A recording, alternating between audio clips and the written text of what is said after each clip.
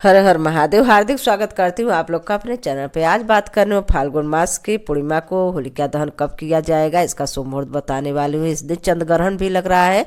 रंगों का त्यौहार कब खेला जाएगा, किस दिन, तो इस सब के बारे में बात करूंगी। तो प्लीज़ मेरे चैनल बने रहे, मेरे चैनल सब्सक्राइब, वीडियो को लाइक कर दे। चलिए शुरू करती हूँ।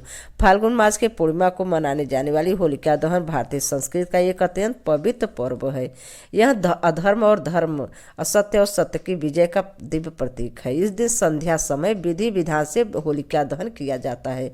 भक्तजन अपने जीवन से नकारात्मक और पाप और अहंकार को दूर करने का संकल्प भी लेते हैं। इस वर्ष होली पर्व भद्रा और चंद्र ग्रहण का दुर्लभ संयोग भी बन रहा है, जिससे होलिका दहन को लेकर दुविधा उत्पन्न हो गई है। ऐसे में पंचांग के अनुसार 3 मार्च को होलिका दहन किया जाएगा और अगले दिन 4 मार्च को रंगों का त्यौहार मनाया जाएगा। इस बार होली के दिन पड़ने वाले चंद्र ग्रहण खंडग्रास होगा। यह ग्रहण भारत के अलावा दुनिया के अन्य देशों में भी देखा जा सकेगा। पूर्णिमा तिथि की शुरुआत हो रही है आपका 2 मार्च के 2026 को शाम को 5:18 से, और इसकी समाप्ति है 3 मार्च को दिन मंगलवार को 4:33 पर शाम को समाप्त हो रही है। इसलिए 3 मार्च को दिन मंगलवार को होलिका दहन किया जाएगा। ग्रहण के उपरांत शाम को 6:25 से रात 8:50 तक होलिका दहन किया जाएगा। इसका शुभ मुहूर्त है। दहन की एक कथा का भी वर्णन आता है कि भागवत और अन्य पुराणों में भी मिलता है। हड़प कृषभ नामक अत्याचारी असुर राज स्वयं भगवान को घोषित कर दिया। उसका पुत्र भक्त प्रहलाद भगवान श्री हरि विष्णु का परम भक्त था। वह बात हिरण्यकशिपु को स्वीकार नहीं थी। उसने कई बार प्रहलाद को मृत्यु के मुख में धकेलने का प्रयास किया, किंतु हर बार भगवान की कृपा से प्रहलाद सुरक्षित रह गए। इससे अत्यंत हिरण्यकशिपु ने अपनी बहन होलिका, जिसे अग्नि से न जलने का वरदान भी प्राप्त था, वे प्रहलाद को गोद में लेकर अग्नि में बैठने को बैठ गई।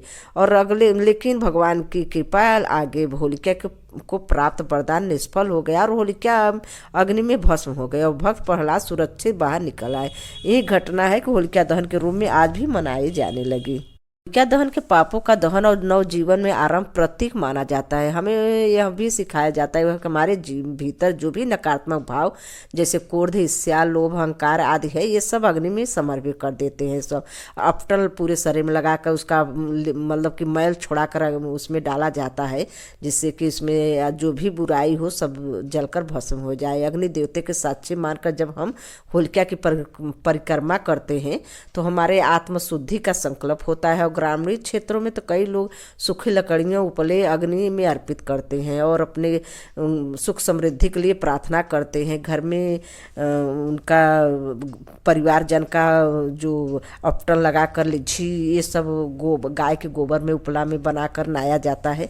ये सब विधि विधान से पूजा करते हैं। होलिका दहन के शुद्ध करने के लिए लकड़ियों को ढेर सारे सजाए जाते हैं। रोली, अच्छा पुष्प, गुड़, हल्दी, मूंग, गेहूं की बालियाँ जो भी हो सब आप ले जाकर डालते हैं।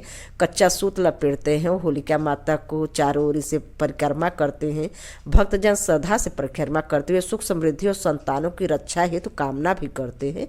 होलिका की अग्नि के राख को माथे पे लगाते हैं और इससे नकारात्मक शक्तियाँ दूर होती है। जीवन में सुख शांति भी आती है। अगर परिवारजन नहीं जा पाते तो सब उनके राख अपने घर पर भी लाते हैं। पूरे परिवार को 4 अप्रैल दिन बुधवार को मनाया जाएगा रंगों का उत्सव। 3 मार्च को पूर्णिमा को ग्रहण स्थिति इस प्रकार रहेगी। ग्रहण का प्रारंभ हो रहा है दोपहर में 3:20 से शुरू हो रहा है, जो कि ये शाम 6:47 तक रहेगी। इसी दौरान चंद्रोदय शाम को 5:59 के आसपास होगा, लेकिन ग्रहण में 9 घंटे पहले यानी सुबह 6:20 से सूतक लग जाएगा। चूँकि चंद्रोदय से पहले ही ग्रहण शुरू हो चुका है, इसलिए भारत में केवल ग्रहण का मोक्ष समाप्ति काल में दृश्यमान होगा। चंद्रमा पूरी तरह ओझल नहीं होगा, बल्कि पृथ्वी की छाया के कारण थोड़ा धुंधला दिखाई देगा। भारत में भी यह देखेगा।